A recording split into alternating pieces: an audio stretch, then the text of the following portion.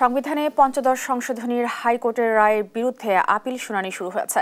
মামলায় পক্ষভুক্ত হলেন বিএনপির মহাসচিব মির্জা ফখরুল ইসলাম আলমগীর। সুপ্রিম কোর্টের আপিল বিভাগে আপিল তিনটি শুনানির জন্য মঙ্গলবার প্রধান বিচারপতি সৈয়দ রেফাত আহমেদের নেতৃত্বাধীন ৬ সদস্যের বেঞ্চ বসেন। হাইকোর্ট পৃথক দুটি রিটের চূড়ান্ত শুনানি শেষে গত বছরের ১৭ ডিসেম্বর পঞ্চদশ সংশোধনীর অংশবিশেষ অসাংবিধানিক ও বাতিল করে রায় দেন।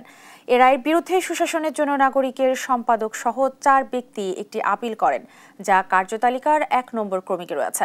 এছাড়া নওগাঁর বাসিন্দা মোহাম্মদ মোফাজ্জল হোসেন এবং বাংলাদেশের জামায়াতে ইসলামীর পক্ষে করা পৃথক আপিল যথাক্রমে কার্যতালিকার ২ ও ৩ নম্বরে আছে।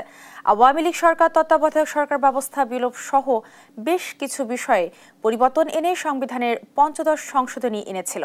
২০২১ সালে ৩০ জুন পঞ্চদশ সংশোধনী আইন জাতীয় সংসদে পাশ হয়। তত্ত্বাবধায়ক সরকার ব্যবস্থা বিলোপ সহ ওই সংশোধনীতে সংবিধানের ৫৪টি ক্ষেত্রে পরিবর্তন এসেছিল।